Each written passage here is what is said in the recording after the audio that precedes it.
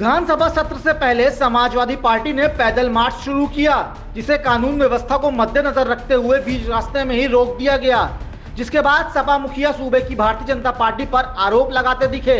Sapa supremo Akhilesh Yadav ने प्रशासन पर आरोप लगाते हुए कहा कि हमें सदन नहीं जाने दिया जा रहा, सरकार डरी हुई है। इसलिए समाजवादी पार्टी पहले भी इन सवालों पर धरना देना चाहती थी। हमारे विधायक जाकर के सदन के में बैठ करके और सदन के बाहर धरना देना चाहते थे, सरकार ने रोक दिया। आज जब हम सब लोग पैदल जाना चाहते थे, उस समय भी रोका गया है। आखिरकार ये कैसी सरकार है जो विधायकों को, पूर्व मंत्रियों को, कई बार के विधायक हैं, पूर्व स्पीकर हैं, बड़े बड़े पदों पे पूर्व में लीडर ऑपोजिशन रहे, वो सब साथ हैं, उनको सदन में नहीं जाने दे रहे। आखिर सदन में जाकर के हम अपनी जनता की तो बात उठाते हैं। आखिरकार सरकार क्यों नहीं फेस करना चाहती है? और सरकार इसलिए नहीं फेस करना चाहती है क्योंकि हर मुद्दे पर सरकार असफल हुई है। लेकिन लोकतंत्र के मूल्यों को बचाने के लिए समाजवादी पार्टी इसी तरह यही सड़क का रास्ता अपनाएंगे। जब सदन में इन्होंने नहीं जाने दिया तो सदन चला करके वंदे मातरम से शुरुआत कर करके और हमारे जो विधायक अरविंद गिरी जो हमारे बीच नहीं रहे, उनकी भी शोक सभा कर करके खत्म की है। और अगली रणनीति क्या होगी वो भी हम लोग विधायक बैठ करके तय करेंगे। अखिलेश यादव ने अपने बयान में लंपी वायरस को लेकर सरकार पर निशाना साधा, साथ ही उन्होंने स्वास्थ्य व्यवस्था को लेकर भी सरकार पर सवाल खड़े किए। गाय, भैंस और जानवरों को बड़े पैमाने पे नुकसान हुआ है, जाने गई हैं। सरकार ये बताए कि जानवरों की बीमारी को बचाने के लिए आपने क्या व्यवस्था की है? इस सरकार में न केवल जानवरों की जान जा रही है, गरीब अगर इलाज कराना चाहेगा तो इलाज नहीं हो रहा।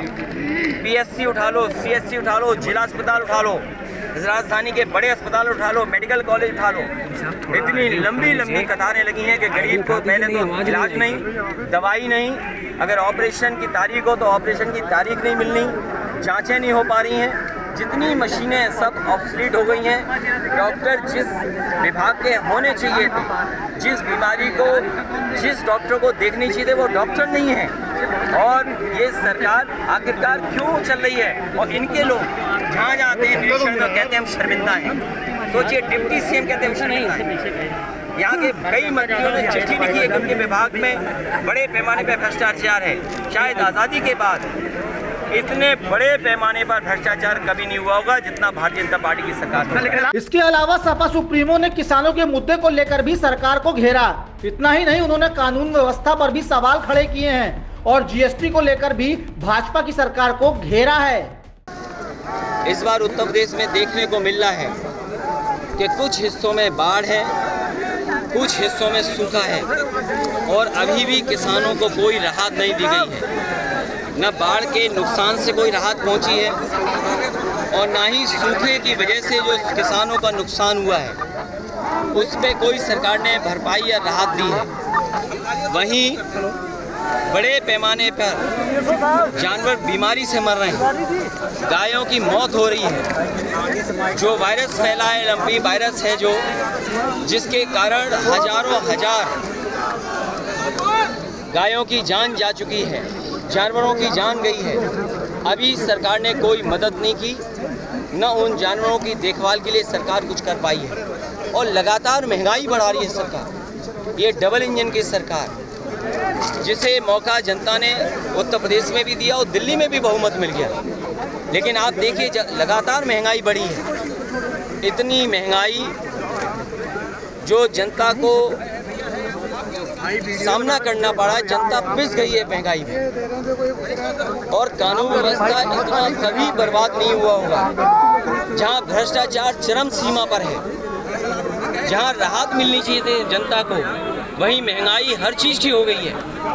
कोई कल्पना नहीं कर सकता था कि भारत जैसा ग्रामीण देश में दूध पर, दही पर, घी पर GST लग जाएगी। और न केवल GST लगाई है बल्कि खाने पीने की चीज़ें लगातार महंगी होती जा रही हैं। और जो इन्होंने सपने दिखाए थे नौकरी और रोजगार के, आज जो संसाधन सरकार को जुटाने चाहिए थे वो संसाधन नहीं जुटा पा रहे हैं। बड़े पैमाने पर बेरोजगारी बढ़ी है, रोजगार छीने जा रहे हैं। प्राइवेटाइजेशन कर करके जो संविधान ने अधिकार दिए पिछड़ों को, दलितों को, गरीब को, वो भी अधिकार छीने जा रहे हैं। कोई विभाग नहीं बचा जो सरकार बेच न रही हो। वहीं पूर्व सीएम के इन आरोपों का खंडन करते हुए सीएम योगी आदित्यनाथ ने सपा पर पलटवार किया है। देखिए किसी भी दल को और किसी भी व्यक्ति को लोकतांत्रिक तरीके से अपनी बात रखने में कहीं कोई बुराई नहीं है। हर एक व्यक्ति को है। नियमानुसार अगर उन्होंने कोई परमिशन मांगी होगी तो पुलिस उन्हें सुरक्षित और सही मार्ग अवश्य देगी और परमिशन भी देगी, इसमें कोई संदेह नहीं। लेकिन ये दायित्व संबंधित और जिम्मेदार नागरिकों या जिम्मेदार संगठन और राजनीतिक दलों का एक नैतिक दायित्व कर्तव्य भी बनता है कि अपने किसी भी आंदोलन के लिए या किसी भी प्रोसेशन के लिए उनको नियमानुसार परमिशन मांगनी चाहिए और बिना पब्लिक व्यवस्था को, लोक व्यवस्थाओं को भंग किए उस कार्यक्रम को निर्विघ्न संपन्न करने की व्यवस्था देने का दायित्व प्रशासन का है। प्रशासन उसके तहत ही अपने कार्रवाई को आगे बढ़ाएगा। उन्होंने अगर परमिशन मांगी होगी तो जरूर जो भी उनके लिए सरल और सुरक्षित मार्ग होगा प्रशासन ने वो उनको उपलब्ध कराया होगा। मुझे लगता है समाजवादी पार्टी से ये उम्मीद करना कि वह किसी नियम को माने, किसी शिष्टाचार को माने, ये एक कपोल कल्पना ही कही जा सकती है। इससे ज्यादा तो सदन में भी चर्चा का विषय आएंगे ही, उस पर रखेंगे। सपा कार्यालय पर रोकने के पीछे पुलिस का पक्ष देखें तो बताया जा रहा है कि प्रदर्शन या मार्च के रूट को लेकर पुलिस महकमे की तरफ से अनुमति नहीं थी, जिसके बावजूद भी सपा ने मार्च निकाला और यही कारण है कि पुलिस को इसे रोकना पड़ा। इस प्रस्तावित मार्च के बारे में मुझे ये अवगत कराना है कि इस संबंध में जिला प्रशासन को ना ही कोई सूचना दी गई थी, ना ही कोई अनुमति प्राप्त की गई थी। इसके बावजूद जनपदीय पुलिस द्वारा, लखनऊ पुलिस द्वारा समाजवादी पार्टी के माननीय नेताओं से निरंतर संपर्क किया गया, संवाद किया गया और प्रस्तावित जो रूट है उसके बारे में जो कठिनाइयां हैं उससे उनको अवगत कराया गया। जो प्रस्तावित रूट जो इस पैदल मार्च का था उसमें सबसे महत्वपूर्ण जो कठिनाई हमें दिखाई दी वो ये था कि इस मार्ग पर हाई सिक्योरिटी इंस्टॉलेशंस है। वहाँ पर संवैधानिक पदों पर जो व्यक्ति है उनके आवास है।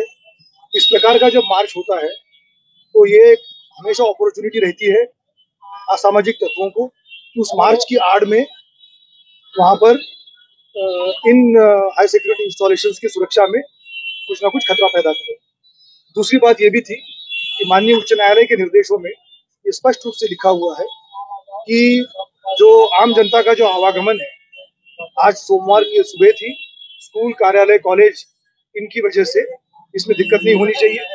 इसलिए हमने दूसरा जो मार्ग प्रस्तावित किया था वो बंदरियाबाग से लाल बत्ती चौराहा, वहां से एनेक्सी होते हुए विधान भवन जा सकते थे। और यदि गेट नंबर 1 से जाना था तो उसकी भी व्यवस्था थी, यदि गेट नंबर 7 पे जाना था तो उसकी भी व्यवस्था थी। तो ये पूर्णतया असत्य है कि इस रूट की नहीं दी गई। इसके बावजूद हमने इनके लिए। Bureau report, team daily insider. UP और देश दुनिया की तमाम ताजा तरीन खबरों के लिए गूगल प्ले स्टोर से आज ही डाउनलोड करें हमारा तेजी से उभरता न्यूज ऐप डेली इंसाइडर।